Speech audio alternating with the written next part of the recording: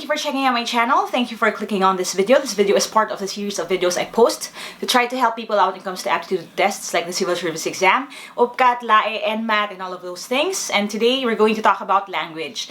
Now, if you have a copy of the workbook, you can turn to page 43 for yung ating exercise and yung notes for this lesson. It's going to be yung common pitfalls natin, me, myself, and I. Now, why do Filipinos find it hard to figure out kung ano yung gagamitin, kung me, myself, or I? The reason for that is because most of the people who surround us always misuse those words. So, ang nangyayari, hindi masyadong nag-apply yung listening rule. Yung listening rule kasi is if you hear it and it sounds good, then it must be right. It doesn't apply kasi nga ang dami masyadong mga tao na hindi aware sa kung kailan gagamitin itong mga to. Kaya ang nangyayari, we hear people make the same mistakes all over and over again. So, naguguluhan tayo. And in order for us to be more aware doon sa paggamit ito, we have to talk about the rules. Now, if you're taking an exam, this can come in the form of fill in the blanks. Pwede rin dun sa spot the error na section.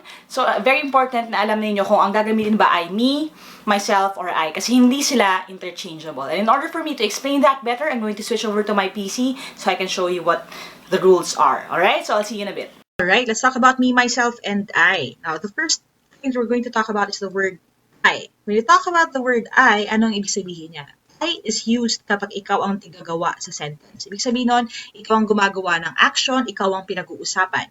Ikaw yung pinag-uusapan sa sentence, ikaw ang gumawa, ikaw ang tumakbo, ikaw ang tumambling, ikaw ang nagsulat. If ikaw ang tigagawa sa sentence, you use the word I. For example, yesterday, blank baked a cake for Dave. So sa ganitong sentence, don't just answer it, ask yourself muna. May nag-bake ng cake. Sinong nag-bake ng cake? Ako. So kung ikaw ang tigagawa ng sentence, ikaw ang nag-bake ng cake. Ibig sabihin nun, this is I. Yesterday, I baked a cake for Dave. Alright?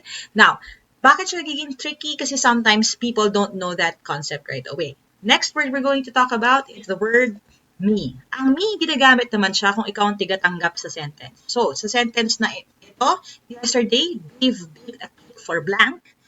Sino ang nag-bake ng cake? Ang nag-bake ng cake, okay, I see Dave. So, si Dave ang tigagawa sa sentence. Sino ka? Ano ang ginawa mo sa sentence? Ikaw ay tigatanggap. Tigakain ka lang ng cake. So, di ba may ano tayo kasabihan yung, or saying yung ako ang nagsaing, iba ang kumain. So, in this case, si Dave ang nagsaing, ikaw ang kumain. Pag kumain ka lang, ikaw ang tigatanggap. This is me. So, Dave baked a cake for me. Ngayon, kung naguguluhan sa ganoon at nakakita kayo ng sentence na ito, it is good advice to eliminate yung mga parts ng sentence na hindi kailangan. For example, yung iba naguguluhan kasi may yesterday dito. So, tanggalin nyo muna yung yesterday. Huwag mo siyang isipin. If you're taking the test, you can scratch it out. So, pag tinanggal mo siya, basahin mo lang, Dave baked a cake for, mas madaling sagutin, me. Kasi yung iba naguguluhan sa mga words na yan na nag-lead sa sentence. Now, ang tense is not involved dito sa pinag-uusapan na to. Ang pinag-uusapan kung ikaw ba ang tigagawa or tigatanggap. So, kung ikaw ang gumawa, I. Pag ikaw ang tumanggap, me. Now, the problem comes with the word myself. Kailan ginagamit ang myself? Now, here is a sample sentence na ang dami ko nang nahuli dito sa bagay na ito. In fact, when I was in high school, a few of my teachers, well, granted, hindi naman English ang subject na tinuturo nila, pero I heard them make this mistake again and again and again.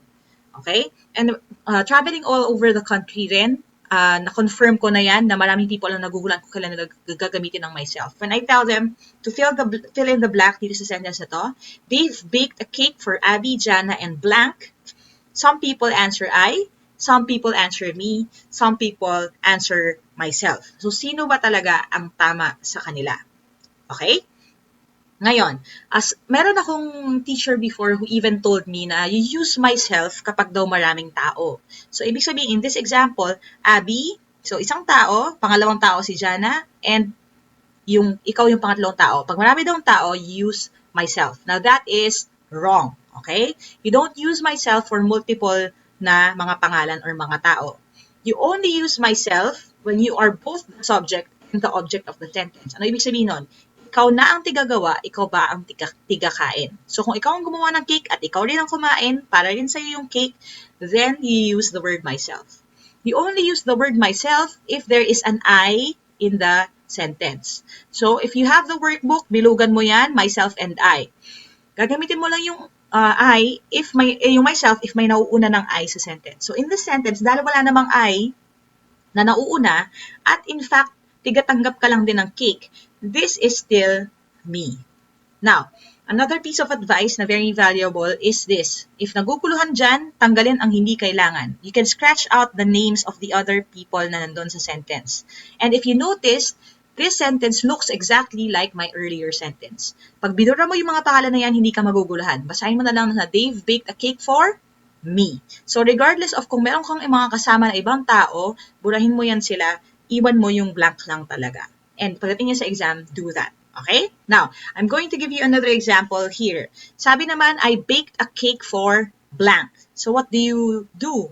The answer here is myself. Ngayon, bakit siya myself? Kasi if you notice, meron ng nauunang I sa sentence. At kung tatagalogin mo yung sentence na sabi nun, ako ay nag-bake ng cake para sa akin.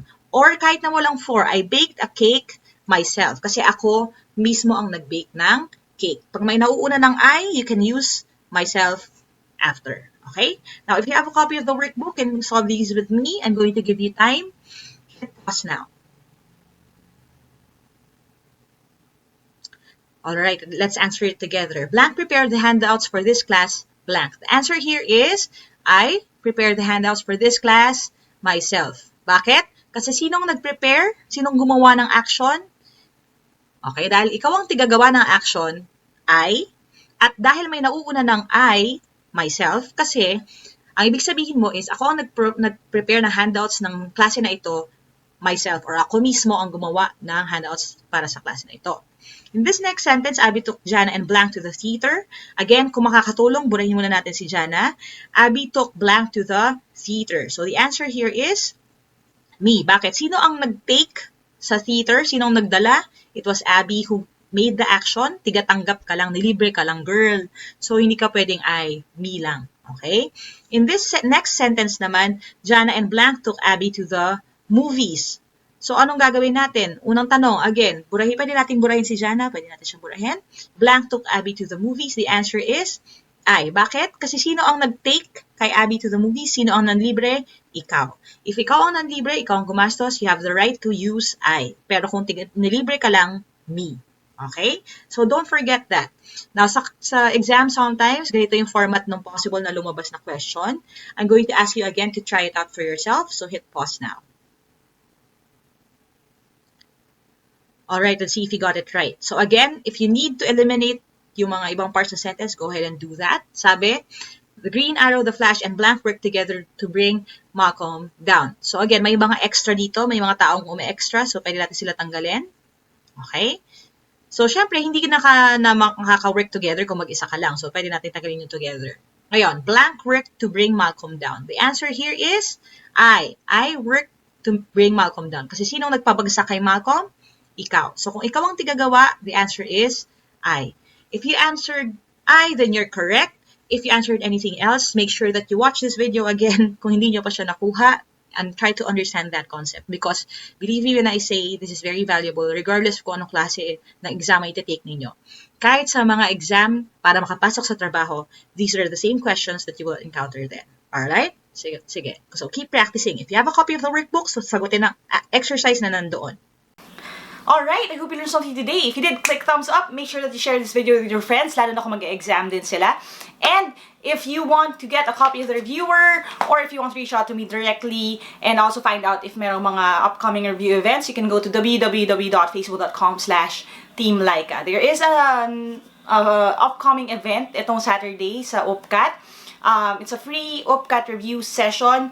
With me, I'm going to be teaching 94 sa Horizon Ministries in Cubao. So if you want any details pa tungkol sa event na yun, the link to the event page is going to be in the description box. And also, if you want to register, the link to the registration form is also there. So there are 350 slots actually. So medyo paubos na siya. So if you want to join us on Saturday, make sure that you register, alright? I'll see you guys there. And as always, God bless sa inyong exam.